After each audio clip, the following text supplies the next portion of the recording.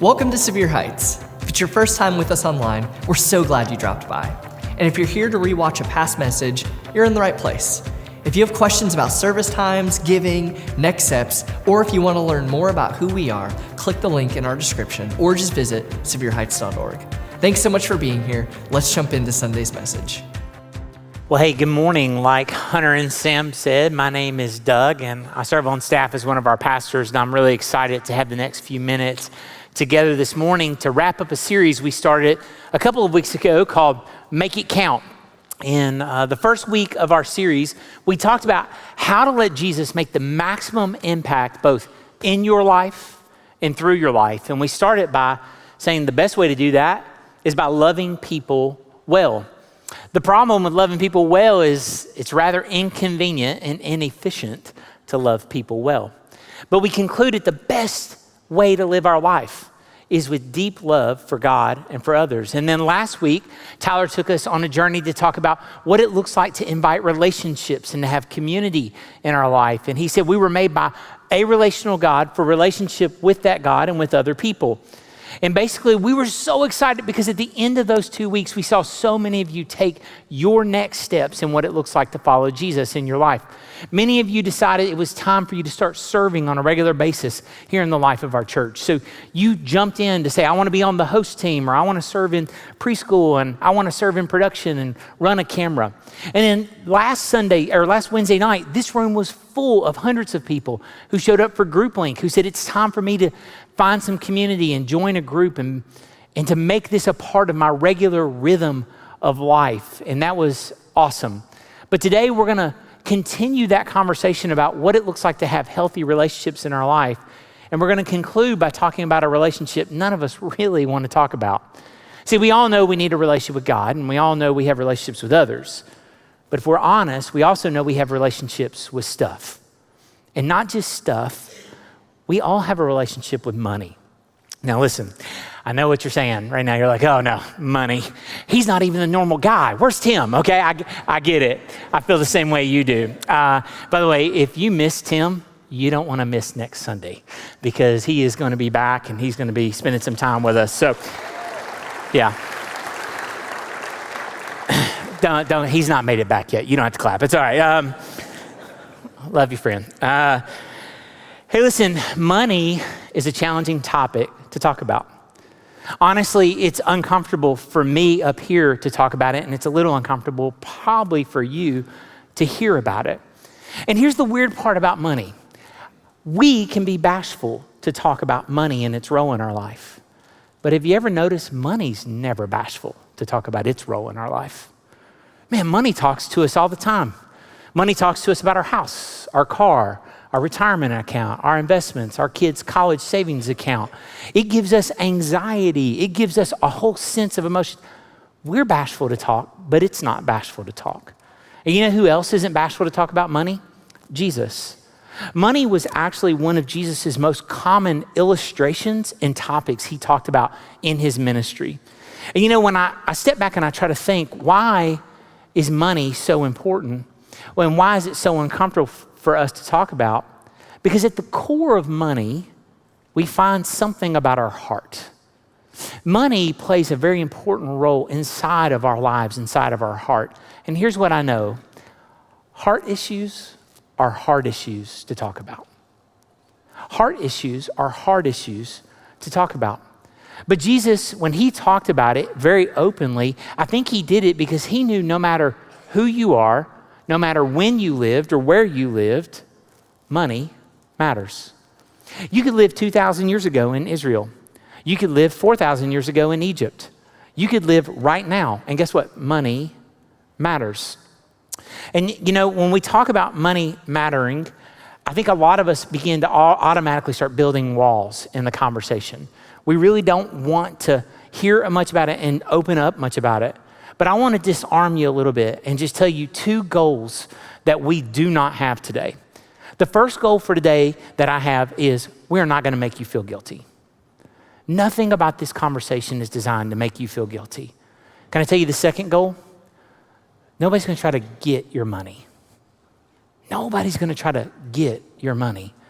That's not the point. See, since Tim's been our pastor, we've seen almost 900 people get baptized. That's a lot of people that need to know a lot about what this important relationship with money looks like in our life. It would actually be unloving for us not to talk about something that Jesus talked so much about. But today, there's no goal to make you feel guilty and to get you to do something out of guilt. And there's also no goal to get something in your life that's very important to you. So what is our goal today? Well, our goal today is pretty simple. The first goal is this, to see what Jesus says a healthy relationship with money looks like. We just want to take a look at what Jesus says a healthy relationship with money looks like. And then second, we want to move toward that relationship together. We want to look at what Jesus says a healthy relationship with money is, and then we want to move together towards what that relationship looks like. Look, Jesus, he was very comfortable talking about challenging topics, and it might be because he lived in a very challenging place. A lot of historians would agree that the region that Jesus lived his life and did his ministry in is one of the most disputed pieces of land in all of human history.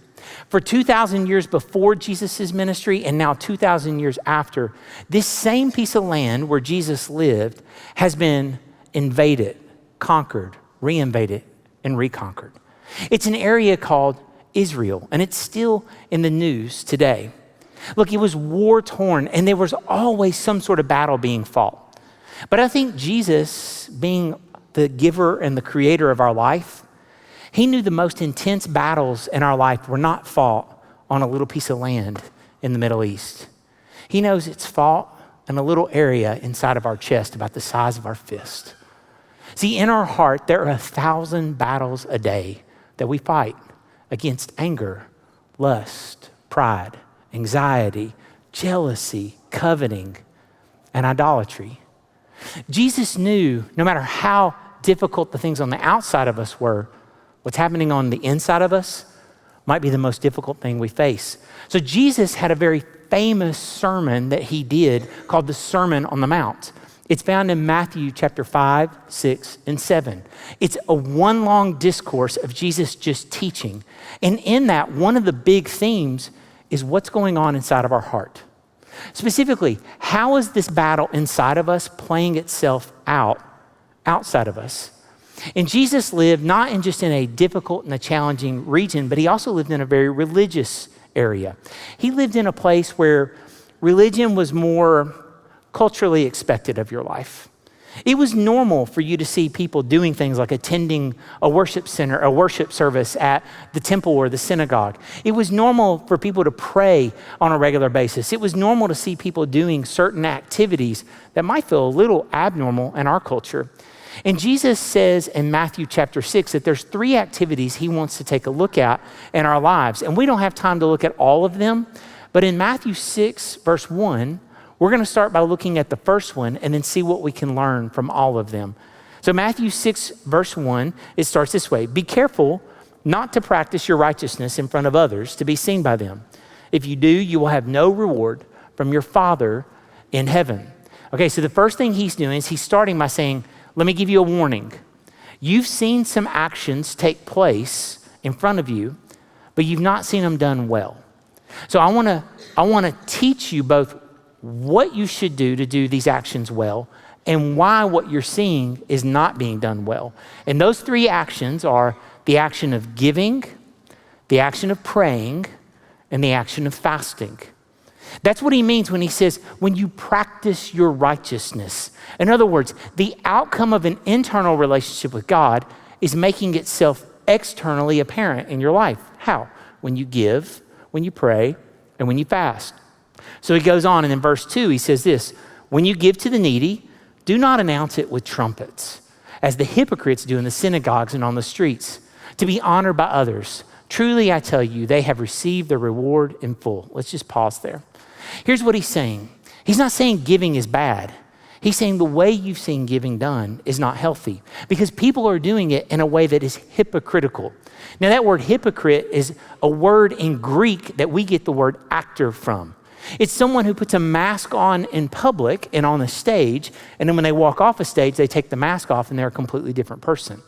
He says, don't let your giving be something you do publicly And then in privately, it's not really a part of your life.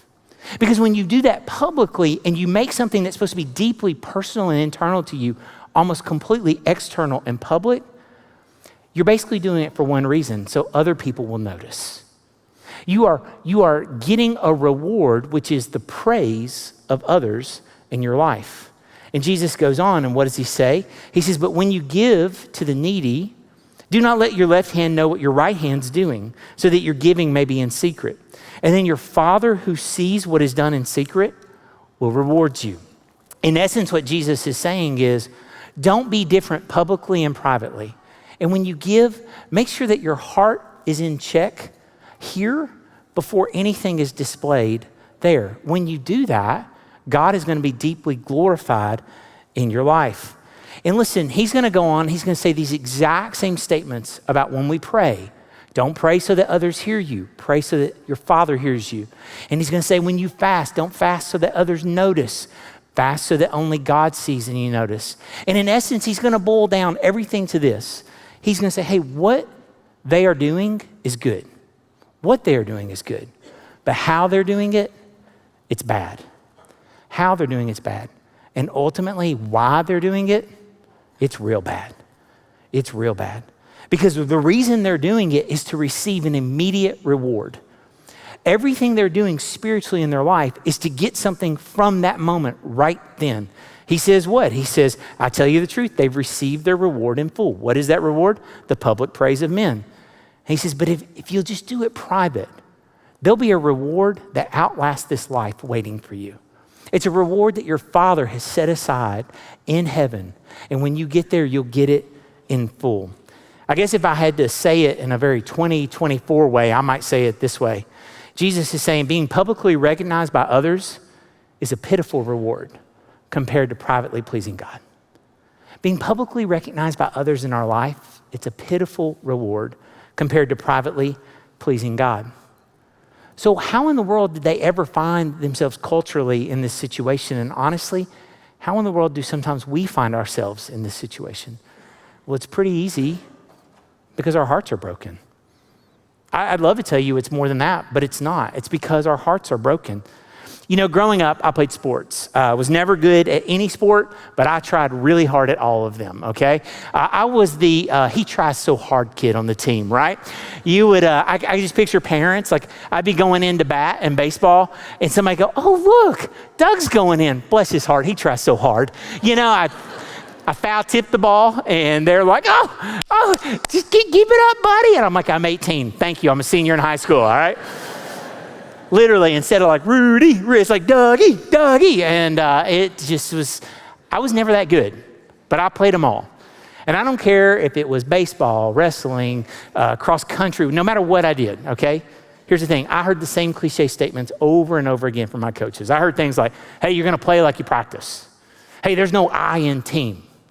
But there was one that stuck with me post-athletics because it's really true about a lot of areas of our life. And it's this: attitude is everything. Attitude is everything. Attitude is everything in your job professionally, in your home personally, in your relationships in your life, in your outlook on life. Attitude really does matter. Well, if I was to take all of Matthew 6, verses 1 through 18, and everything Jesus says about how we give, how we pray, and how we fast, he wouldn't say attitude's everything. He would say this: motive matters. Motive really matters in our life. And if that's all you hear today, that's good. Because really, this is a moment for us to just step back and say, what is my motive? Now, here's the problem. Trying to analyze your motive can be tough, but it's an important thing to do, because if we can figure out what our true motive is, it'll actually reveal the true condition of our heart. If I can figure out what my true motive is, it'll actually reveal the true condition of our heart. I kind of wish my heart inside of me was a little bit more like just my normal physical body. I mean my emotional heart, right? In other words, my son got sick this week, and I took him over to the urgent care. And the doctor walked in, and the doctor started our time together with the same universal question every doctor throughout human history has ever asked. So what brings you in today? And I looked at the doctor and I said, well, he's tired, he's achy, He's a little nauseous. He's running a fever. He's irritable. And the doctor was like, he looks young to be married with kids. And I'm like, no, that's not it. The doctor said, strep's been going around. Let's go ahead and give him a test. Basically, how I answered that single question, what brings you in today, dictated the diagnosis and the treatment that the doctor was going to give my son, right? Don't you wish there was a question like that for your heart? Don't you wish there was just something that could get right to what's driving the motive inside of you? Well, I remember there was a sermon Tim did a couple of years ago about King David and King Saul. And he talked about how King David actually had a chance to take the throne from Saul early, and he chose not to. And all the men in his life couldn't figure out why he wouldn't just take matters into his own hands and do it. And Tim said, there's a fundamental question we can ask ourselves to keep our hearts in check. And I think it's good to be reminded of today. It's this: why am I doing this? Really? Why am I on Zillow right now? Really? Why am I at the car lot right now? Really? Why am I looking at that vacation in my life? Really? Why am I so stressed every time I open my bag? Really? Look, in essence, what happens is something about our relationship with money gets twisted, and a good thing starts to become a bad thing in our life. And suddenly we just need a question that brings us back to center and says, man, what is driving my heart? What is my true motive? And this question has been helpful all week for me, which is, why am I doing this really? So all of Matthew chapter 6, verses 1 through 18 culminates in one statement: motive matters. But he goes on and he teaches specifically into what we're going to talk about today. Look at verse 19.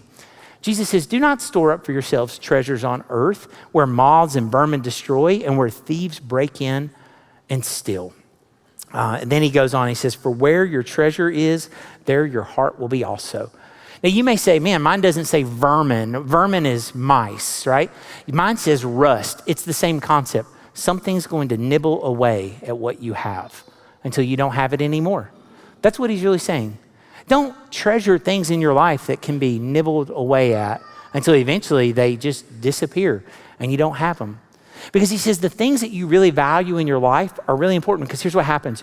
You will orient your heart around getting them. He basically says you are going to make them your treasure, and where your treasure is, what? There your heart is. So in essence, when Jesus talks about money, he never goes directly to money. He starts first with motive. He says it's really good for us to slow down and ask, what's my motive? What's driving me? Why am I doing this really? Because my motive is going to drive my heart. And my heart is where my treasure really is. And Jesus is actually saying to him, if you spend your life trying to just have things on the outside of your life, well, then living for the rewards of this life is going to leave you with no rewards in the next life. Living for the rewards of this life will leave us with no rewards after this life. And he moves then, he goes, okay, we've figured out our motive. Now we've moved to our heart. Now he's going to move to our mind and our focus. Look what he says in verse 22. The eye is the lamp of the body. And if your eyes are healthy, your whole body will be full of light. But if your eyes are unhealthy, your whole body will be full of darkness. If then the light within you is darkness, how great is that darkness? Now, it might be tempting to look at this and go, well, he's talking about blindness. He's talking about darkness, like I'm blind, I can't see. And if my eyes can't see, my body can't see. And that's actually not really what I think he's trying to say here. What he's saying is, don't have double vision. Don't be cross-eyed. See, what he's saying is, if you have double vision, you look for everything, you look for multiple things in your life to bring you satisfaction, then what's going to happen is your double vision is going to give you a double mind. And your double mind is going to give you a double heart. And what Jesus is saying is your eyes are little, but they're really important because they fill your body with the real perspective of what's going on around you. And he's saying if you don't have the right vision and clarity on your motive and on your treasure, then you're actually going to set your mind and your focus and energy towards something that you don't want, towards something that is unhealthy. And then Jesus just hammers it home right here at the end in verse 24. He says, because no one can serve two masters. You're either going to love the one and hate the other, or you're going to hate the one and love the other. You can't serve both God and money. He just says it so plainly in that statement, God and money. So he's been talking about motive. He's been talking about my heart. He's been talking about my eyes and my mind. Now he's driven me to talk about actually what I'm spending my life and my energy towards pursuing. Now I want to point out something here. When he says no one can serve two masters, what he's actually saying is you can't be a slave to two masters in your life. That's the actual word. It's a word in Greek called doulos, okay? But slave is a little different than we know it as today. See, when you hear the word slavery, we think of a very dark piece of this country's past. And that was actually true in the place where Jesus was teaching. 1/3 of the individuals in the Roman Empire were probably slaves. But there were two types of slaves that existed in Jesus' day. One was a slave by force, a slave who had no ability to get out of his slavery. He was born into it, or he was taken into it, and he was forced into it. But then there's a second slave. It's a slave called a bondservant. It's actually what a man who wrote most of the New Testament named Paul used to call himself. I'm a slave to Jesus Christ. I'm a bondservant to Jesus Christ. A bondservant was somebody who actually had their freedom in their life. And they found a master that they said, I will spend the rest of my life, my time, my energy, my effort serving you if you will take care of me. I'm going to bond my life to you. I'm going to make your will my will. Literally, when a person, a doulos, chose a master in his life, the clothes he wore were simply so he could go and do the master's bidding. The voice he had was to speak on behalf of the master. His own will ceased to exist so that his life existed to do the master's will. And when Jesus says here, no one can serve two masters, I think he's talking about the doulos, the bondservant. You know why? Because you have a choice. We all have a choice about what we're going to serve in our life. We're all choosing what's going to master us in our life. The problem with trying to choose between Jesus and money is this. Choosing between God and money is never a one-time decision. See, we wish it was a one-time. I made that decision, it's over and done. Like I tell my kids all the time, when they try to get me to help with their math homework, and I'm like, I don't know what you're doing. I don't know new math. New math is confusing. And they're like, did you even go to school? I'm like, I got 2 degrees, okay? And you can't take them from me. I wish making this choice about God and money was like getting a college degree that can't be taken from me. But it's not. See, the choice between God and money, it's not a one-time decision. It's an ongoing competition in your life. I'm very blessed to have a young man in my life that I think is a friend. And I know him very personally and deep. And I called him on my way to work this week. And I said, hey, I'm talking about giving. And you just have a generous heart. You're one of the most generous people I know, especially at your age. Can you just tell me, where did this come from? And he started telling me about how his parents were such good role models for him and how he saw it in his life and how he's got a thankful heart. And I said, yeah, you make it look easy. And this is what he said on Alcoa Highway at 8:30 in the morning. Oh, Doug, it's not easy. And I said, what? He goes, there's a lot of competition for my money in my life. And immediately I thought, wow. Even when it looks easy, it's still hard. Because choosing between God and money is never a one-time decision. It's always an ongoing competition. And one of the reasons it's an ongoing competition is because we all have a chronic condition. I'm no medical doctor, but it's called stuffitis. Stuffitis. I heard this in my premarital counseling when I was, however old. And I remember thinking, that's genius. I came to find out later, I guess this is a Dave Ramsey thing, but I don't know. All I know is it's this. Stuffitis is the worship of stuff. And I am filled with it sometimes. Just out of nowhere, I'll be unhappy and I'm like, it's time to go buy something. And all it is it's just a bad case of stuffitis. And the question becomes, what do you do to treat this in your life? Like if you're ate up with it right now, are there any antibiotics you can take? Think about that doctor. What brings you in today? I don't know. I can't stop buying stuff. Like, I'm worried about my water bill. I just booked a trip to Hawaii. Yeah, I don't, oh, it sounds like you have a nasty case of stuffitis. It's going around a lot right now. Okay, here's the thing. Here's the deal. I'm gonna give you 2 things you can do to fight this in your life. You ready? The first is this: embrace simplicity. Embrace simplicity. And simplicity is a godly thing. okay? Simplicity is a godly thing. And that simple question, why am I doing this, really, will help you answer that. Embrace simplicity. It's a personal decision you make on your own, very privately, individually.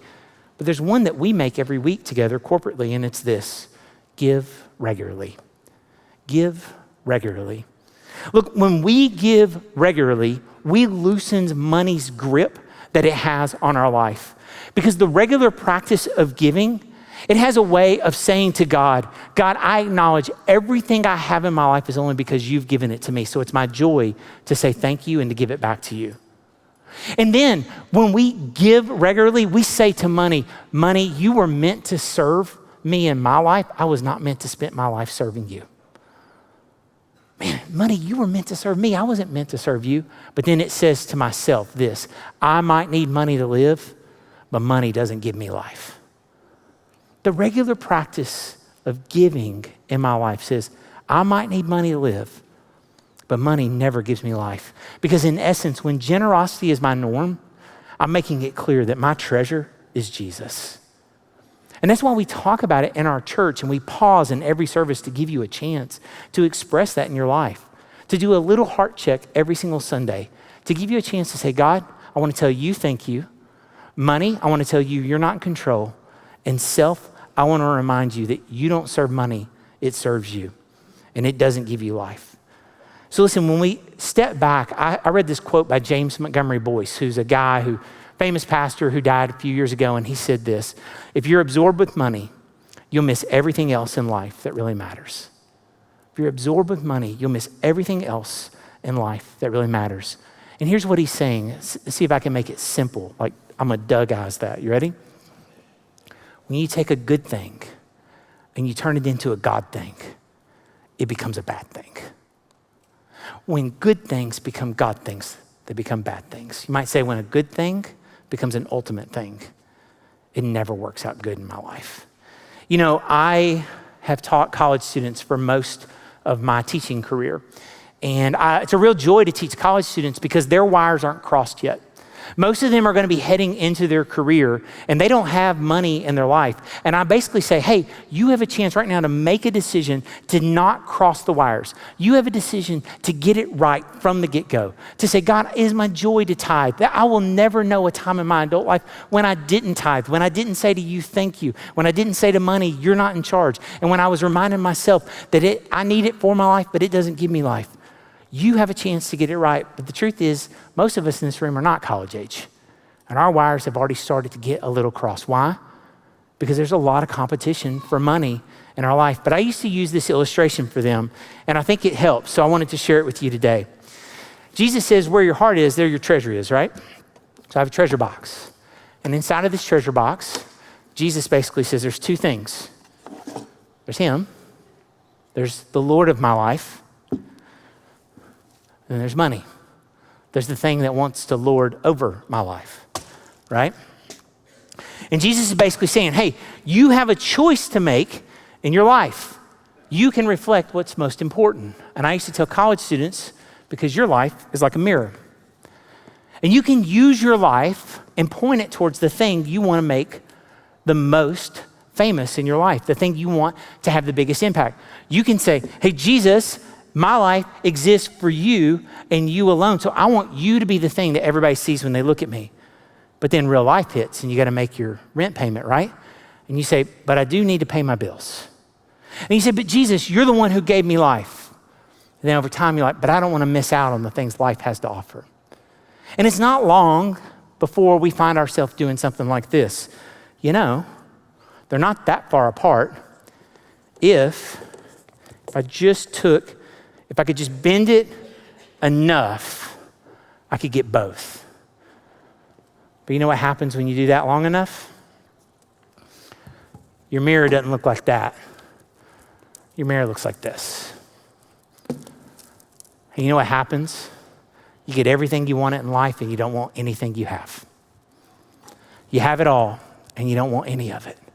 And to be honest with you, that might be what brought you in today. You might look at this and go, I don't understand what you're talking about, but that's what my life looks like. Like I tried to have it all, and it didn't just break my relationship with God, it broke my relationship with my spouse, my friends. It broke my profession.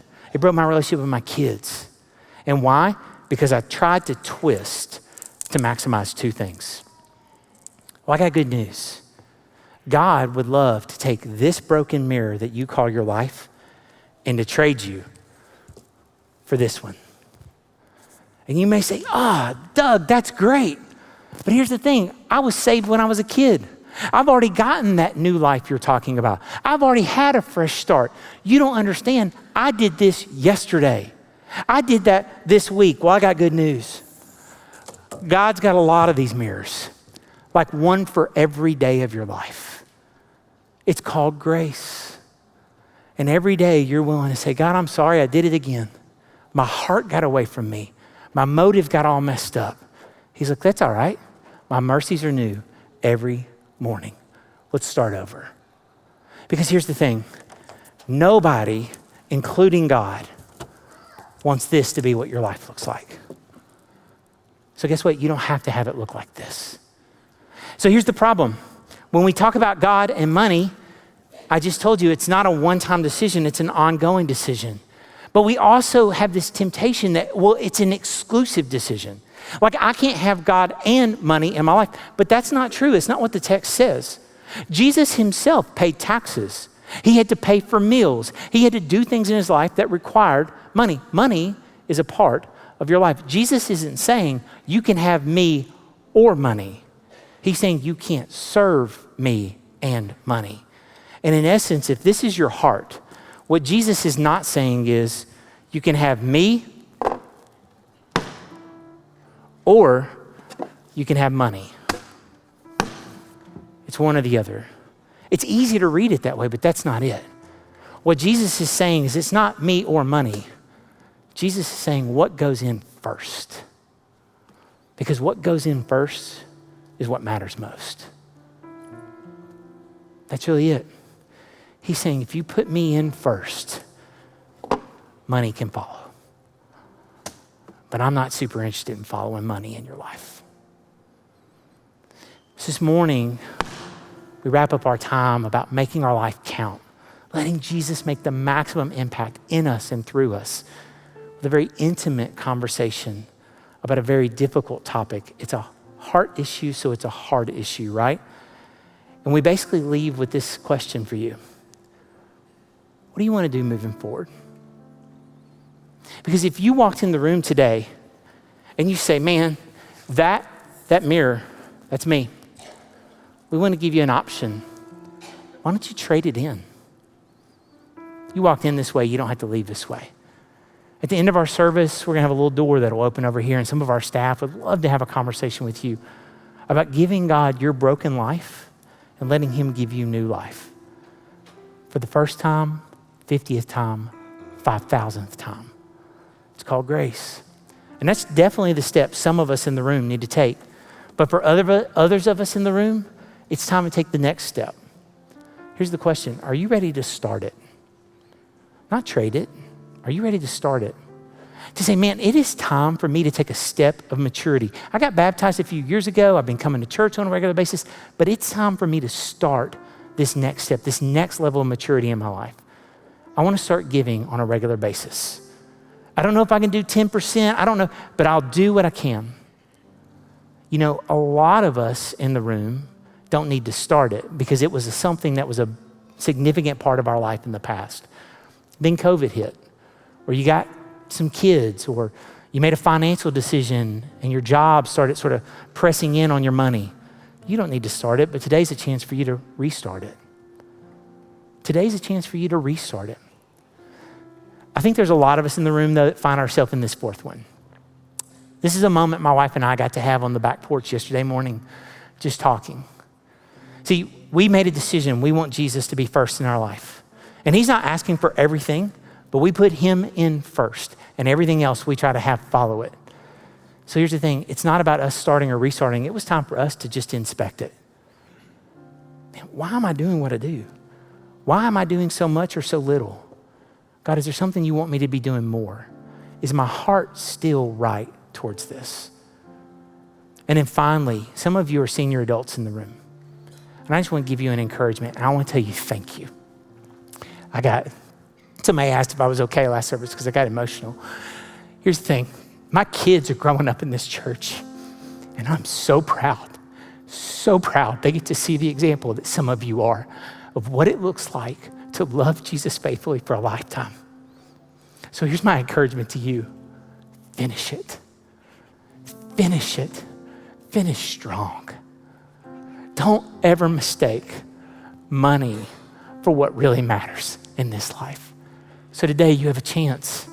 Trade it, start it, restart it, inspect it, and finish it.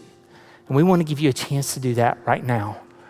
So I want to invite up Kari Butler. He's our college minister. You heard us say at the top of the service that we have the Walk, our college ministry, that's going to be meeting again this week. And here's the thing. The Walk has impacted tens of thousands of students for so many years. And some of you are going to want to get involved. And there's actually a special opportunity you have today to do that.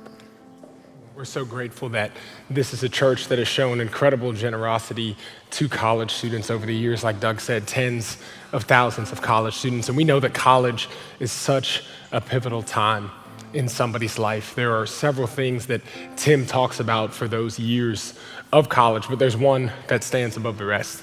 And it's that during those years, there are so many students who are making the all-important decision of who their master is going to be. They have to decide, are they going to choose God, or are they going to serve someone or something else? And there's also something that Doug has mentioned. He got to work with college students for many years, and he made the observation that those decisions that they're making in college, 10 years after they graduate, they are either recovering from those decisions or they are celebrating those decisions. And we're so thankful for you all because we've seen so many students through the ministry of the Walk get to celebrate the life change that's happened through the ministry. We've seen so many of them get to navigate those next steps because we have a ministry that's there for them no matter what. And it's one thing for us to hear about the impact that the Walk makes, but it's another thing for us to see the faces of those lives that have been changed. And I'm so glad that this morning we all got to hear the story of Samantha. Samantha was a student who came to our city who had no relationship with Jesus, but because of the Walk, the Lord used that in such a way in her life to grab a hold of her, for her to take that all-important step, to make the best decision any of us can make, and she trusted Jesus. And then she went public with that faith through the waters of baptism, and then she navigated a call to ministry, and now she is helping other people right here in our city shape the way that they view church. But that allowed us as a staff this week just to think of how many of us had been impacted by the Walk. So we took this picture on Wednesday morning right outside in the lobby. So that is every staff member minus one who has been impacted by the ministry of the Walk, meaning that while we were in college, we came to the Walk, and God used that in such a powerful way in our lives. And we'd love for you to do us a favor right now. And if that's part of your story, if you, while you were in college, or maybe even you're in college right now, or one of your family members was impacted by the ministry of the Walk, could you do me a favor and just raise your hand right now? And it's amazing to look across the room and to see that, but even for every single hand that's raised, there are likely tens of thousands of students who, over this past week, have flooded into our city.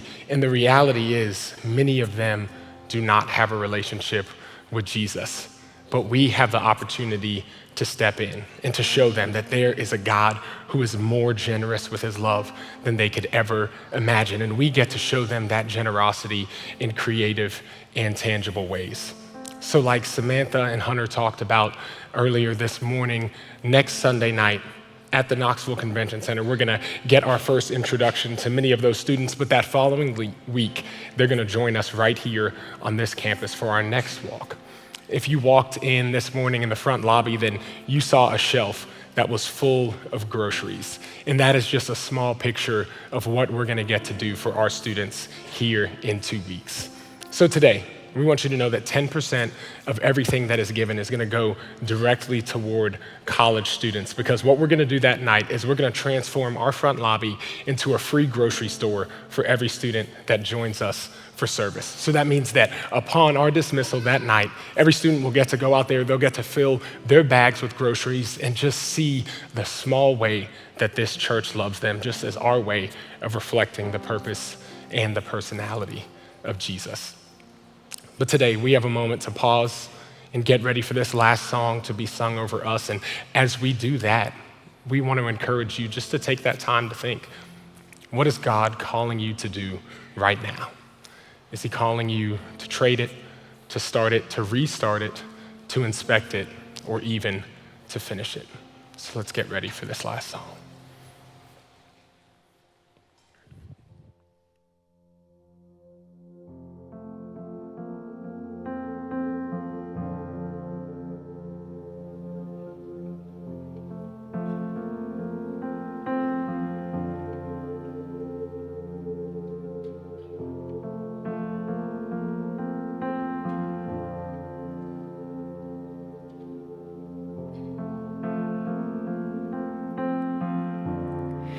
If my heart could tell a story, if my life would sing a song, if I have a testimony, if I have anything at all,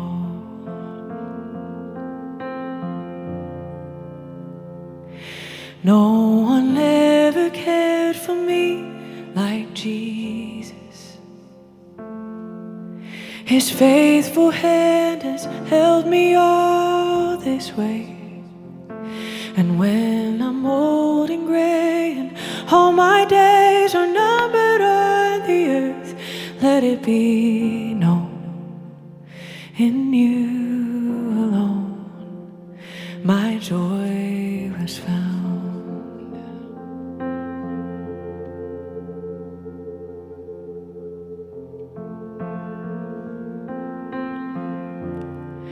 Let my children tell their children.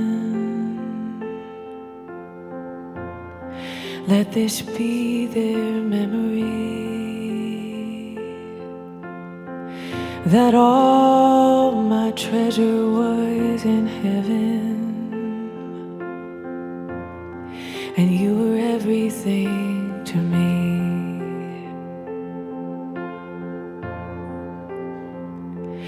No one ever cared for me like Jesus.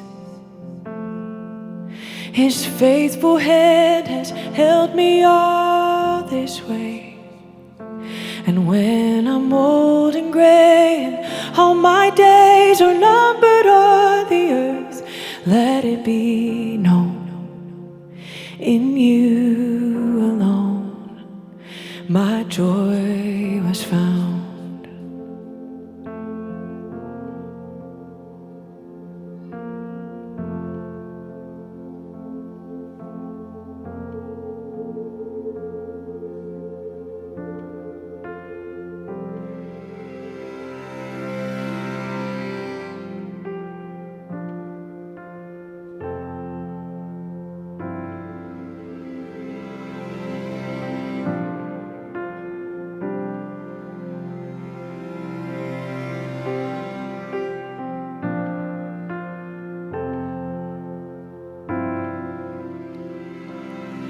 I'm still in love. You're still in love for me. Still all I want. You're still my everything.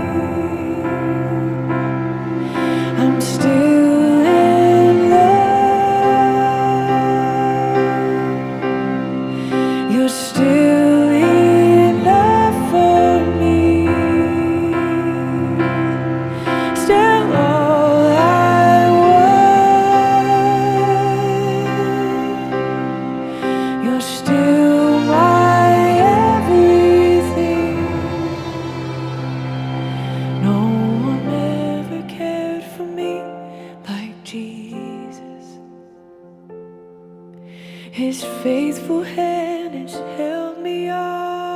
this way. And when I'm old and gray and all my days are numbered on the earth, let it be known in you alone my joy was found. Lord, you alone are the provider of everything we need. We thank you for your son Jesus, that he chose us, that he died for us. God, I pray that we would live our lives in response to that. Would you help us to see what it looks like to choose you first? I ask it in Jesus' name, amen.